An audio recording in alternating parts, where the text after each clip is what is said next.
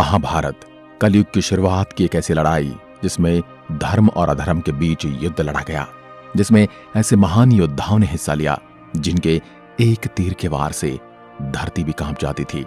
एक ऐसा युद्ध जिसमें भगवान श्री कृष्ण ने सारथी बनकर अर्जुन को रास्ता दिखाया। 18 दिनों तक चले इस युद्ध में करोड़ों सैनिकों की जान चली गई। कई बड़े शूरवीर योद्धा वीरगति को प्राप्त हो गए। लेकिन महाभारत के युद्ध का एक योद्धा ऐसा भी है जिसे अनंत काल तक जीवित रहने का श्राप दिया गया है, और आज भी वह योद्धा पृथ्वी पर इधर उधर भटक रहा है। तो आज के इस वीडियो में हम बात करने वाले हैं महान योद्धा अश्वत्थामा के बारे में, और साथ ही जानेंगे कुछ ऐसी जगहों के बारे में जहां पर अश्वत्थामा को आज भी देखने का दावा किया जाता है। महाभारत के युद्ध के समाप्त होने के बाद कौरवों की ओर से सिर्फ 3 योद्धा ही बचे थे, कृप, कृतवर्मा और अश्वत्थामा। इनमें से अश्वत्थामा के जीवित होने के अभी भी चर्चा होती हैं, जिसकी सच्चाई का पता लगाना आज मुश्किल है। चलिए पहले अश्वत्थामा के बारे में जान लेते हैं। अश्वत्थामा को महाभारत काल के सबसे ताकतवर योद्धाओं में से एक माना जाता है। कई ग्रंथों में तो यह भी कहा गया है कि अश्वत्थामा पांडवों से भी ज्यादा शक्तिशाली था, जिसके एक बाण में ऐसी शक्ति थी कि वह अकेला महाभारत का युद्ध लड़ सकता था। अश्वत्थामा की ताकत का अंदाजा आप इसी से लगा सकते हैं कि अश्वत्थामा कौरव और पांडवों के गुरु द्रोणाचार्य का पुत्र था। इसलिए गुरु द्रोणाचार्य ने उसे कई ऐसी शक्तियां दी थी जो कौरवों और पांडवों के पास भी नहीं थी। महाभारत के युद्ध में अश्वत्थामा से पांडवों की सेना भी डरती थी। महाभारत में लिखा गया है कि जब राक्षसों की सेना ने घटोत्कच के कहने पर पांडवों की ओर से कौरवों पर आक्रमण कर दिया तो सभी कौरव वीर भाग खड़े हुए। तब अकेले अश्वत्थामा एक बहुत ही बड़ी राक्षसों की सेना का सामना करने लगा, और सिर्फ सामना ही नहीं किया बल्कि उस सेना को पूरी तरह से तहस नहस कर दिया। यहां तक कि इस युद्ध में अश्वत्थामा ने घटोत्कच को भी बुरी तरह से घायल कर दिया था और उसके पुत्र अंजन पर्वा को मार डाला। अश्वत्थामा की शक्ति और सामर्थ्य पर कभी कोई सवाल नहीं उठाया जा सकता, लेकिन अश्वत्थामा की सोच और बदला लेने की चाहत के कारण ही उसे भगवान श्री कृष्ण से जीवन भर भटकने का श्राप मिला। पौराणिक शास्त्र में लिखी महाभारत में कहा गया है, जब पांडवों ने झूठ बोलकर युद्ध में द्रोणाचार्य का वध किया तो अश्वत्थामा अपने पिता द्रोणाचार्य की मृत्यु से इतना ज्यादा आहत हुआ कि उसने पांडवों से बदला लेने की सोची। और महाभारत का युद्ध खत्म हो जाने के बाद अश्वत्थामा ने पांडव पुत्रों की हत्या कर दी, जिसमें यहां अश्वत्थामा से सबसे बड़ी गलती यह हुई जब उसने अभिमन्यु की पत्नी उत्तरा के गर्भ में पल रहे बालक परीक्षित पर ब्रह्मास्त्र चलाकर उसकी हत्या कर दी। क्योंकि इस घटना से श्री कृष्ण इतने ज्यादा क्रोधित हो गए थे कि भगवान श्री कृष्ण ने अश्वत्थामा को श्राप देते हुए कहा कि जिस तरह तूने एक अजन्मे बालक की हत्या की है, उसका दंड देते हुए मैं तुम्हें श्राप देता हूं। तुझे कभी भी मृत्यु नहीं मिलेगी और तू अनंत काल तक पृथ्वी पर यूं ही भटकता रहेगा, लेकिन तुम इस काबिल नहीं होगे कि किसी भी मनुष्य के सामने जा सको, क्योंकि तुम्हारे पूरे शरीर से दुर्गंध आएगी। तुम्हें हमेशा भटकते हुए लोगों से छिपकर रहना होगा। इस दौरान भगवान श्री कृष्ण ने अश्वत्थामा से उसके सिर में जड़ी चिंता मणि भी ले ली थी। भगवान श्री कृष्ण के ऐसे कड़े वचन और श्राप के कारण माना जाता कि आज भी अश्वत्थामा इस पृथ्वी पर कहीं भटक रहा है। और कई लोगों ने तो यह दावा भी किया है कि उन्होंने अश्वत्थामा को कई जंगलों में देखा है। दोस्तों, अगर बात सच है तो आज के समय महाभारत के युद्ध को हुए 5000 सालों से भी ज्यादा का समय हो चुका है। यानी इतने समय में अश्वत्थामा की उम्र भी करीब 5000 साल होगी। चलिए जानते कुछ ऐसी जगहों के बारे में जहां पर अश्वत्थामा को देखने का दावा किया जाता है। नंबर 1, असीरगढ़ का किला। इस किले का संबंध महाभारत काल से है। यह जगह खांडव जिले के पास है, जो उस समय भी खांडव क्षेत्र के नाम से ही जाना जाता था। इस किले में एक बहुत ही प्राचीन शिव मंदिर है, और कई लोगों का कहना है कि मंदिर यहाँ महाभारत काल से है, जिसमें महाभारत काल के दौरान से अश्वत्थामा शिव पूजा करने समय समय पर यहाँ आते रहते हैं। यहाँ के बारे में भी कहा जाता है कि अश्वत्थामा पूजा करने से पहले किले में स्थित तालाब में स्नान भी करते हैं।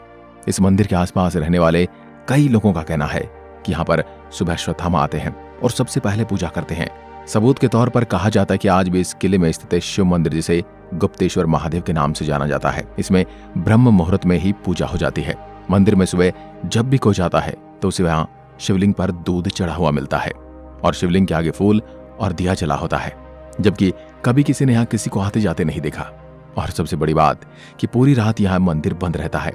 इतना ही नहीं, जबलपुर में भी नर्मदा नदी के गौरी घाट के किनारे भी अश्वत्थामा को भटकते हुए देखे जाने की बात कही जाती है। गांव में कई लोग ऐसे भी हैं जो बताते हैं कि गांव के जिन लोगों ने भी अश्वत्थामा को मंदिर में जाते या फिर उसे बाहर निकलते देखा है, या तो वह पागल हो गया है या फिर उसकी मौत हो गई है। नंबर 2, विंध्याचल की पहाड़ियों में भटकते हैं अश्वत्थामा। मध्य प्रदेश के चेन नामक शहर में विंध्या नाम की पहाड़ों की एक लंबी श्रृंखला मौजूद है, जिसे विंध्याचल की पहाड़ियों के नाम से जाना जाता है। कहा जाता है कि इन पहाड़ियों में महादेव का वास है। इन पहाड़ियों में एक बहुत ही मशहूर शिव मंदिर है, जिसे छोटा अमरनाथ मंदिर कहकर भी बुलाया जाता है। इस मंदिर के बारे में कहा जाता है कि महाभारत से पहले अश्वत्थामा ने यहाँ पर करीब 6 महीने तक लंबी तपस्या की थी। कहा जाता है कि यहाँ पर अश्वत्थामा आज भी तपस्या करने आते हैं।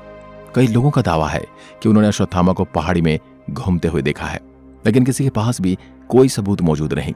स्थानीय लोगों का मानना है कि इन पहाड़ियों से रात के समय कई तरह की आवाजें आती हैं, मानो अश्वत्थामा अपने घावों और दर्द में चिल्ला रहा हो।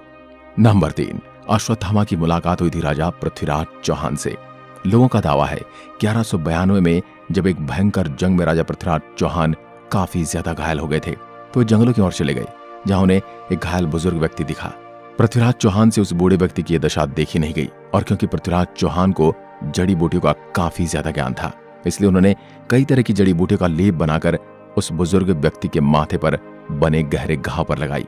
इस तरह इस जड़ी बूटी के लेप को लगाकर 1 हफ्ते तक उसे बूढ़े व्यक्ति के माथे पर लगाया गया। लेकिन हैरानी की बात कि 1 हफ्ते के बाद भी जड़ी बूटी का कोई असर उस घाव पर नहीं रहा।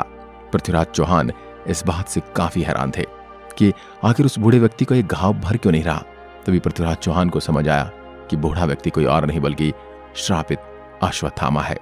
इसके बाद पृथ्वीराज चौहान ने हैरानी से उस बुजुर्ग से पूछा, क्या वह अश्वत्थामा है? इस पर बुजुर्ग व्यक्ति ने हाँ का जवाब दिया और जंगल में कहीं दूर चले गए। हालांकि इस बात में सच्चाई कितनी है यह अभी पता नहीं चला है। वैसे तो इसके अलावा भी कई बार ऐसी घटनाएं हैं जिनमें लोगों ने अश्वत्थामा को देखने की बात की है, लेकिन ये घटनाएं उनमें सबसे ज्यादा मेन थी। मध्य प्रदेश, उड़ीसा और उत्तराखंड के वनों में आज भी अश्वत्थामा को देखे जाने की बातें बहुत प्रचलित हैं, जिनमें कितनी सच्चाई है ये कह पाना बड़ा मुश्किल है।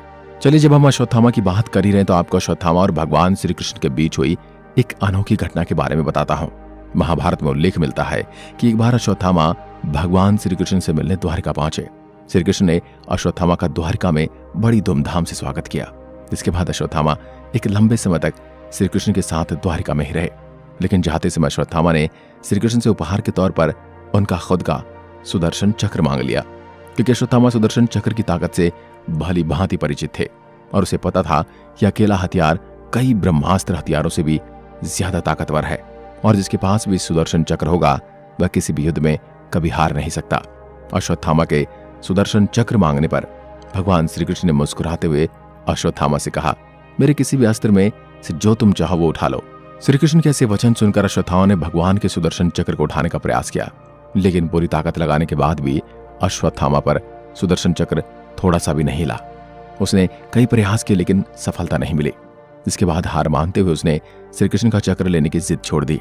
जिसके बाद श्री कृष्ण ने अश्वत्थामा को समझाते हुए कहा कि अतिथि की अपनी सीमा होती है, उसे कभी भी वो चीज नहीं मांगनी चाहिए जिसके सामर्थ्य से बाहर हो। अश्वत्थामा बहुत शर्मिंदा हुए और वे खाली हाथ द्वारिका से वापस लौट आए। अब आप इस मुद्दे पर क्या सोचते हैं, हमें कमेंट में अपनी राय जरूर रखें।